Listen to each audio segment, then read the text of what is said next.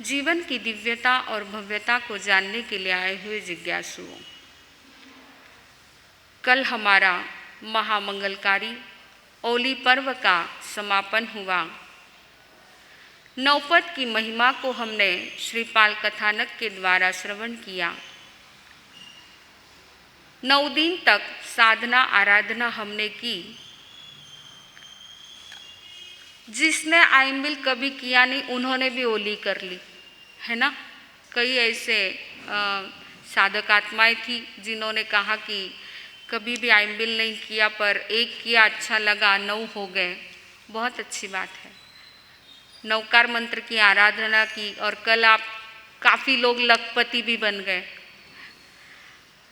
एक सवाल अपने आप से पूछना, जब आप अकेले रहो न तब अपने आप से आंख बंद करके एक सवाल पूछना, मेरी जिंदगी में धर्म की शुरुआत कब से? मेरी जिंदगी में धर्म की शुरुआत कब से? जवाब भीतर से ही मिलेगा। किसी का जवाब होगा बचपन से नवकार मंत्र सीखा और नवकार मंत्र बोलने लग गए तब से। किसी का जवाब आएगा संत के दर्शन किए तब से। किसी का जवाब आएगा स्थानक से जुड़े हैं तब से।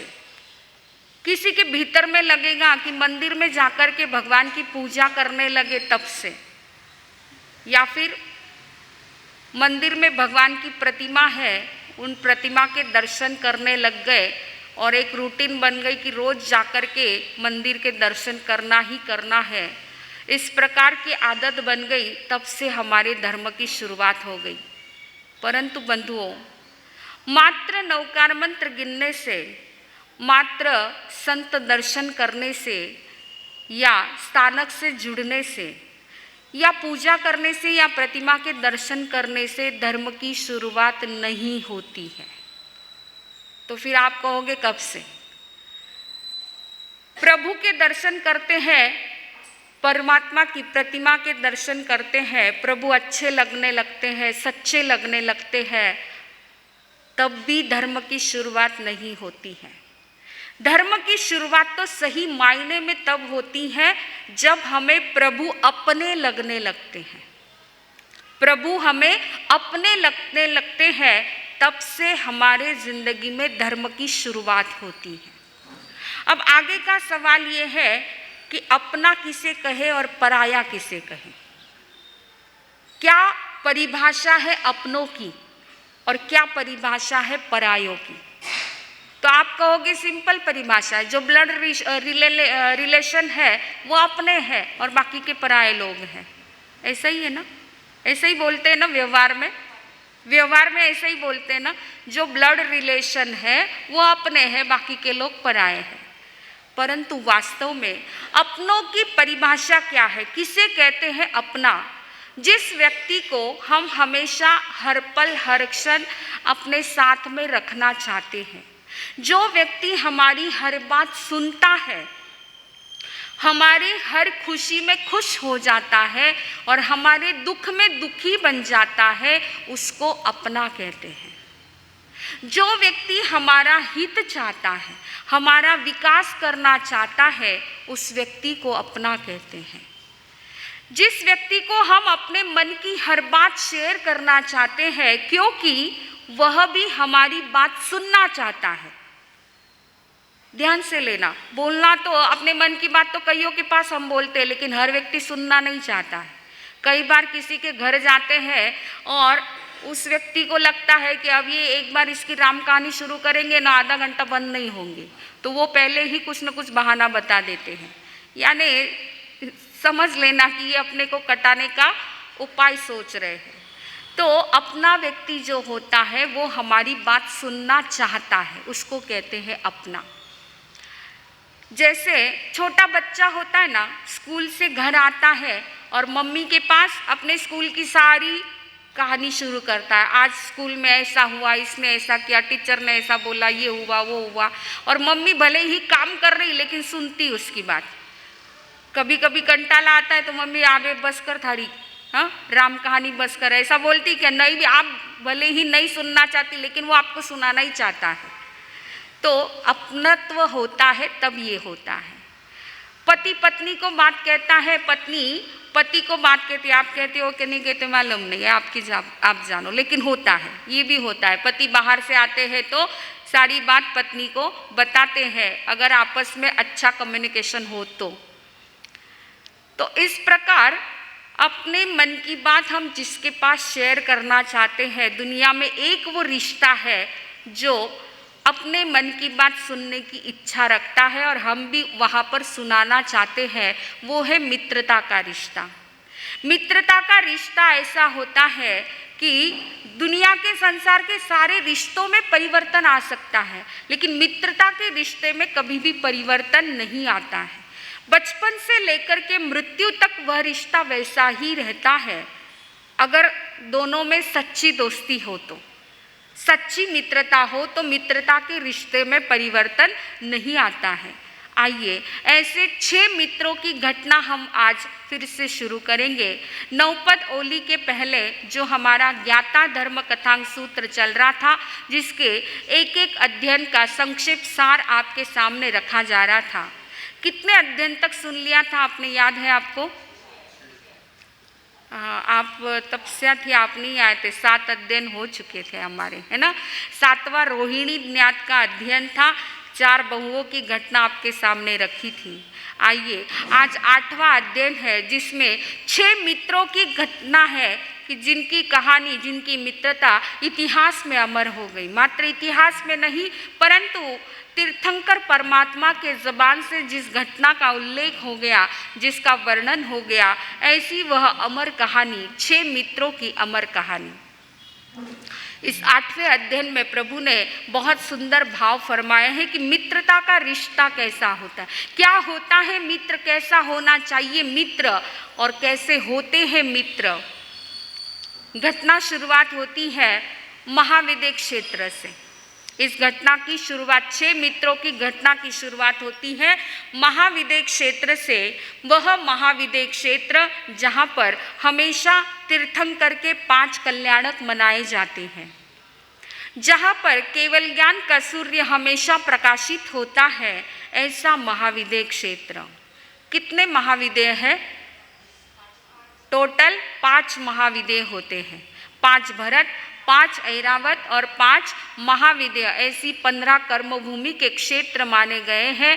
प्रभु ने बताए गए हैं कि इन 15 कर्मभूमि क्षेत्र से ही मनुष्य मोक्ष को प्राप्त करता है। तो ऐसा महाविद्य क्षेत्र जहाँ पर तीर्थंकर हमेशा होते हैं, आज भी है, इस वक्त भी वहाँ पर तीर्थंकर विराजमान है। हमारे यहाँ तो मात्र 3रे 4थे आरे में तीर्थंकर होते हैं, लेकिन वहाँ हमेशा के लिए तीर्थंकर होते हैं। ऐसा क्यों होता है? ऐसा क्यों? हमारे यहाँ तो मात्र आरे में तीर्थंकर होते, वहाँ हमेशा के लिए तीर्थंकर होते, कभी भी तीर्थंकर रहित वो भूमि नहीं होती है। बराबर, बहनों ने कालचक्र सीखा हुआ है। देखिए थोड़ी सी जानकारी, मुझे ऐसे लगता है भाइयों का भी एक शिविर होना चाहिए और ये जानकारी आप लोगों को भी मिलनी चाहिए कि 15 कर्मभूमि में से भरत क्षेत्र और ऐरावत क्षेत्र में ही 6 आरों का परिवर्तन होता है। अवसरपिणी, उत्सरपिणी, कालचक्र, ये सारा परिवर्तन मात्र भरत और ऐरावत क्षेत्र में होता है। महाविद्य क्षेत्र में हमेशा के लिए 4था आरा ही होता है, वहाँ आरा परिवर्तन नहीं होता है। कालचक्र का बाकी का प्रभाव वहाँ पर होता नहीं है। मात्र 4था आरा यानी धर्म का क्षेत्र, धर्म का काल जिसको कहा जाता है, धर्म उत्कर्ष का काल जिसको कहा जाता है, वो महाविद्य क्षेत्र में हमेशा के लिए होता है। तो ऐसे महाविद्य क्षेत्र में तीर्थंकर इसलिए हमेशा होते कि हमेशा वहाँ पर 4था आरा होता है। ऐसे 5 महाविद्य कहाँ कहाँ पर है बताइए, आपको सिखाया गया है। आपको जम्बूद्वीप में 1 महाविद्य है, घाटकी खंड में 2 महाविद्य और पुष्कर द्वीप में 2 महाविद्य, ऐसे 5 महाविद्य होते हैं। इनमें से जम्बूद्वीप का महाविद्य क्षेत्र, जहाँ की सलीलावती विजय, जिसकी वीतशोका नाम की नगरी, महाविद्य क्षेत्र की वीतशोका नाम की नगरी, जहाँ पर बल राजा राज्य करते थे। धारिणी जिनकी रानी थी, अत्यंत सुंदर सुकुमार, ऐसी धारिणी आदि 1000 रानियां जिनको थी। एक दिन धारिणी रानी सुखशैया पर सोई थी, सुंदर स्वप्न देखकर के जागृत होती है और समय आने पर एक सुंदर राजकुमार को जन्म देती है, जिसका नाम रखा गया है महाबल कुमार, जिसका नाम रखा गया है महाबल कुमार। एक दिन जो है वीतशोका नगरी में धर्मघोष नाम के आचार्य अपने शिष्य संपदा के साथ ग्रामानुग्राम विचरण करते हुए पधारते हैं। इस वीतशोका नगरी के बाहर इंद्रकुंभ नाम का उद्यान था। उद्यान में मुनि भगवान पधारे हैं और उद्यान पालक ने राजा को जाकर के ये शुभ वार्ता सुनाई है कि राजन, बहुत बड़े आचार्य धर्मघोष आचार्य अपने शिष्य संपदा के साथ हमारे उद्यान में विराजमान है। सुनते ही बल राजा अत्यंत हर्षित, तुष्टित, आनंदित होते हैं और अपने सारे अंतपुर के साथ में मुनि भगवान के दर्शन वंदन करने के लिए एवं देशना श्रवण करने के लिए पहुँचते हैं। सारी प्रजा वहाँ पर उपस्थित है। मुनि भगवान देशना फरमा रहे हैं।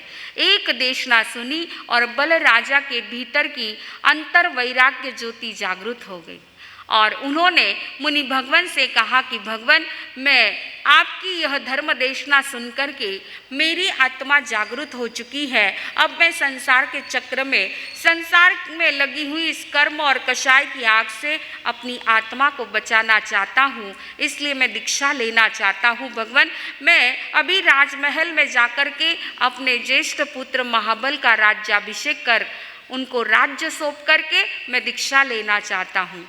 धर्मघोष आचार्य ने कहा, आहा स्वयं दीवाणु पिया, जैसा तुम्हें सुख हो वैसा तुम करो, माँ परिबंध करे है, शुभ कार्य में विलंब मत करो। महाबल कुमार का राज्याभिषेक करके बल राजा जो है दीक्षा लेते हैं। दीक्षा लेकर के संयम तप की साधना करते हुए अंत में 1 महीने का संलेखना संथारा करके अपने समस्त कर्मों को नष्ट करके सिद्ध, बुद्ध और मुक्त होते हैं। अब इधर जो है महाबल राजकुमार, जिनके बचपन से 6 साथी थे, 6 मित्र थे। मित्र की घटना इस अध्ययन में प्रभु ने जो बताई है कि अचल, धरण, पुरण, वसु, वैश्रमण और अभिचंद्र, ऐसे 6 मित्र थे जिनके नाम थे अचल, धरण, पुरण, वसु, वैश्रमण और अभिचंद्र।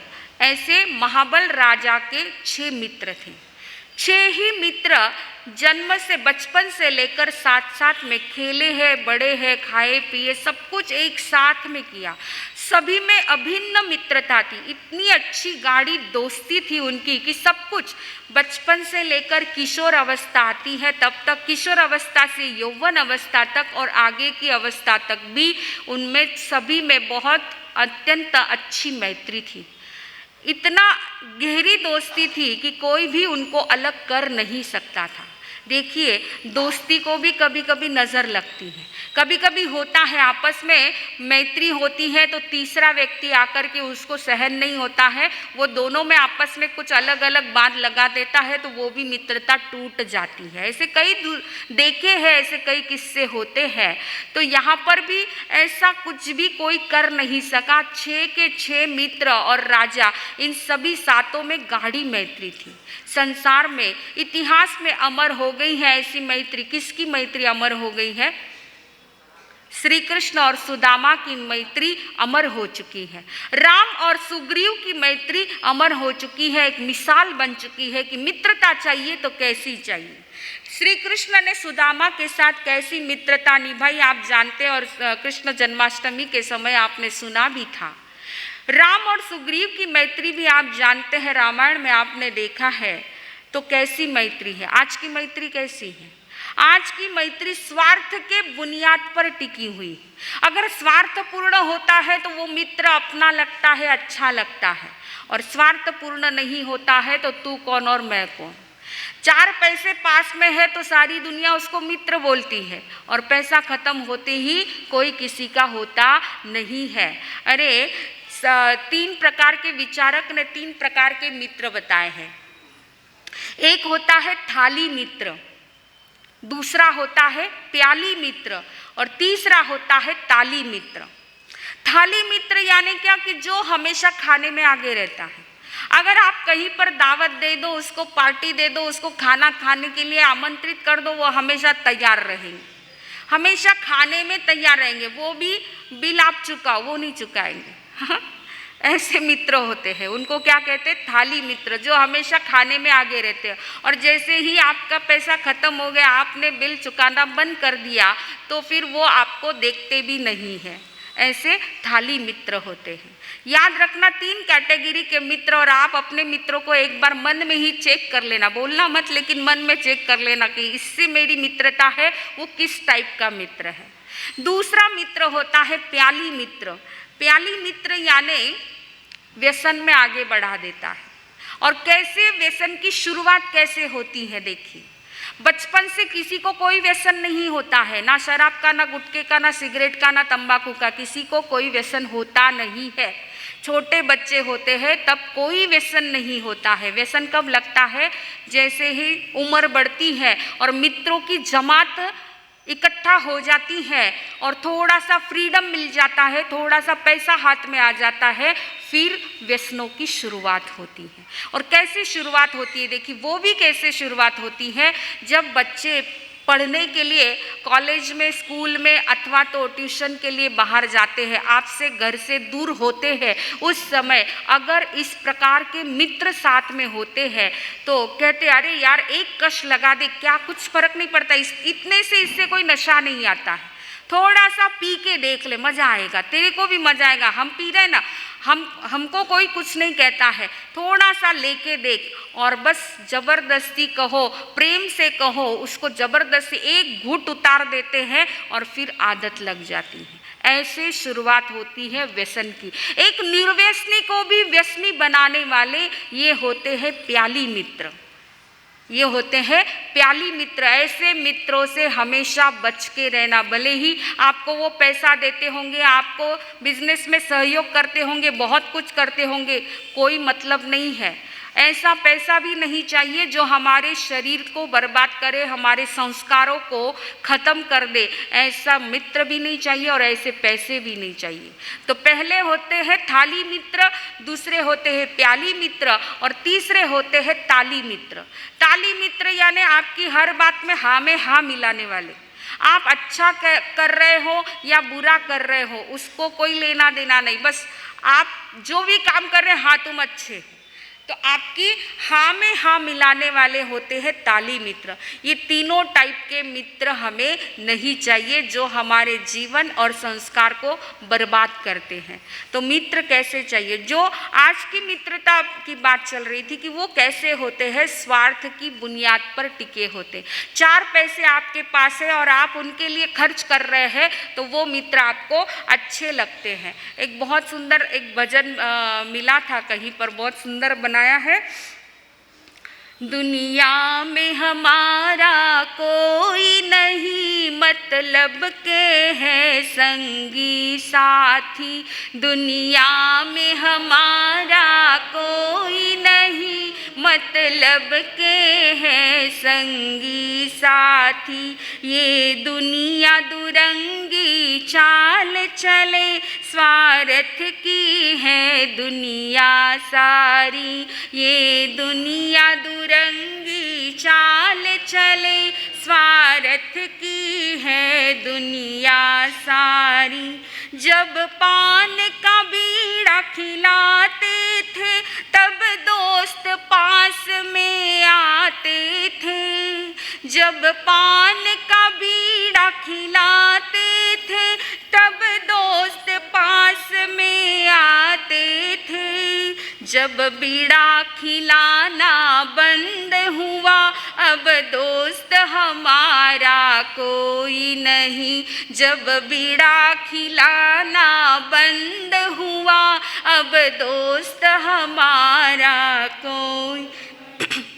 ये दुनिया दुरंगी चाल चले, स्वार्थ की है दुनिया सारी। जब दूध जलेबी खिलाते थे तब दोस्त की पदवी पाते थे, जब दूध जलेबी खिलाते थे तब दोस्त की पदवी पाते थे। जब खिलाना पिलाना बंद हुआ अब पदवी वाला कोई नहीं। जब खिलाना पिलाना बंद हुआ अब पदवी वाला कोई नहीं। दुनिया में हमारा कोई नहीं, मतलब के हैं संगी साथी। जब पैसा हमारे हाथ में था तब लाखों दोस्त हमारे थे। जब पैसा हमारे हाथ में था तब लाखों दोस्त हमारे थे। जब पैसा हाथ से निकल गया अब दोस्त हमारा कोई नहीं। सही बात है ना? बिल्कुल सही बात है।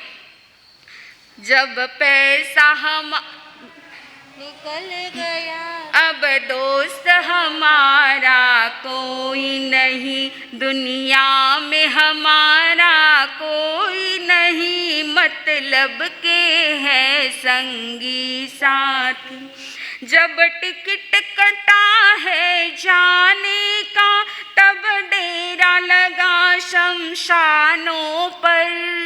जब टिकट कटा है जाने का तब डेरा लगा है शमशानों पर।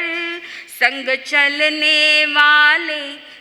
चलने वाले लाखों है पर संग जलने वाला कोई नहीं। संग चलने वाले लाखों है पर संग जलने वाला कोई नहीं। दुनिया में हमारा कोई नहीं, मतलब के हैं संगी साथी। ऐसी आज की दुनिया है और ऐसे आज के मित्र हैं। तो ऐसी मित्रता हमें नहीं चाहिए। इसके अपेक्षा हम बिना मित्र के रहे तो भी चलेगा, लेकिन जो हमारे संस्कारों को बर्बाद करे, जो मात्र हमसे खाना खाना ही जानते हैं, ऐसे मित्रों की जमात हमको इकट्ठा करनी नहीं है। मित्र तो कौन होता है? सच्चा मित्र कौन होता है? आज फ्रेंडशिप डे भी बहुत मना लेते, हमने भी मनाया और उस दिन भी ये बात आपके सामने रखी थी कि सच्ची मित्रता कैसी होती है, सच्चा दोस्त कैसा होता है, जो दर्पण के जैसा होता है।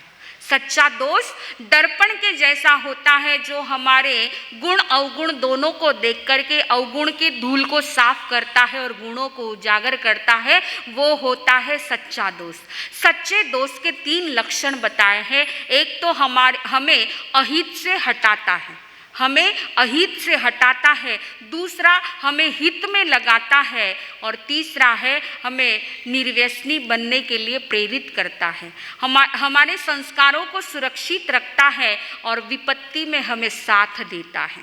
सच्चे मित्र की कसौटी 3 टाइप से होती है कि जो विपत्ति में हमें साथ देता है, अहित से बचाता है और हित में लगाता है। जिससे हमारा अहित होने वाला है ऐसी बातों से हमें बचाता है और हमारा हित हो उस रास्ते पर आगे बढ़ाता है। वो होता है सच्चा मित्र। तो ऐसे सच्चे मित्र हमें मिले और हम भी सच्चे मित्र की कसौटी पर खरे उतरे। जब हम स्वयं सच्चे मित्र बन पाएंगे तो हमें अपने आप सच्चे मित्र मिल जाएंगे। तो हमें सबसे पहले हमें सच्चा मित्र बनना है, मित्रता निभानी। मित्रता करना कोई कठिन बात नहीं है। आजकल व्हाट्सएप पर, फेसबुक पर बहुत सारे मित्र होते जिनके चेहरे भी आपने देखे नहीं है, मात्र नाम से आपका परिचय होता है और आपकी बहुत सारे मित्रों की फौज तैयार हो जाती। कई लोग बोलते हैं, हमको तो समझता नहीं, आप लोग बोलते हैं वो हम सुनते हैं कि अरे इतने सारे मित्र, इतने ग्रुप है। क्या चल रहा था? सच्ची मित्रता। तो सच्ची मित्रता की कसौटी कौन सी बताई? एक तो विपत्ति में साथ देना, अहित से बचाना और हित में लगाना, ऐसे जो मित्र होते हैं। तो पहली बात कि हम सच्चे मित्र बन पाए। हम दूसरों से अपेक्षा करेंगे कि वो मेरी मित्रता निभाए, उसने मेरे साथ ऐसा करना चाहिए, उसने मुझे हर समय सहयोग देना चाहिए, उसने हर मेरा फ़ोन अटेंड करना चाहिए, ये सारी बात हम अपेक्षा रखते हैं। लेकिन हम कितना निभाते हैं, हम स्वयं कितना निभाते, ये पहले चेक करो और फिर सामने वाले से अपेक्षा करो। तो मित्रता ऐसी, हाँ बात हमारी चल रही थी कि आप व्हाट्सएप पर, फेसबुक पर बहुत सारे मित्र बना लेते हैं जिनका चेहरा भी नहीं जानते हैं, उनसे मित्रता करते हैं, परंतु वो सच्चे मित्र है क्या और हम उनसे मित्रता निभा सकते हैं क्या? अगर ये बात होती हो तो आप मित्रता आगे बढ़ाइए, वरना आजकल इससे बहुत सारी अघटित घटनाएं घट रही हैं। इससे बचना है, इन सब से आप लोगों को बचना है कि ऐसी मित्रता ना करें जो आगे चल कर के, शुरू में तो बहुत मीठा बोलते, शुरू में बहुत अच्छी अच्छी बातें आपसे करेंगे, लेकिन कब आपको गड्ढे में उतार देंगे इसका भरोसा नहीं है। इसलिए भगवान ने कहा है सच्चा मित्र कौन है? अपने आप से पूछना आज का एक सवाल। पहला सवाल तो ये पूछना है आपको, क्या पूछना है? मेरी जिंदगी में धर्म की शुरुआत कब से हुई है? और दूसरा प्रश्न ये पूछना है कि सच्चा मित्र कौन है? मेरा सच्चा मित्र कौन है? अपना कौन है? जब वो अपना लगता है वही अपना सच्चा मित्र होता है। तो अपना कौन और पराया कौन, इसको भी हमें चेक करना है। तो ये 6 मित्र हमारी ज्ञाता धर्म कथांग सूत्र के 8वें अध्ययन में जो 6 मित्रों की घटना चल रही, बड़ी सुंदर, बहुत रोचक घटना है और बहुत सुंदर घटना है। ऐसे ये 6 मित्र किस प्रकार उनकी मित्रता रही, कैसे कैसे समय में एक दूसरे को कैसे सहयोग दिया, किस प्रकार एक दूसरे को आगे बढ़ाया है और कहाँ तक वो मित्रता चली है, कहाँ तक वो मित्रता अमर हो चुकी है, क्यों अमर हो चुकी है। अवसर आने पर इस बात को, हम इस घटना को और आगे हम देखेंगे। बोलिए भगवान महावीर स्वामी।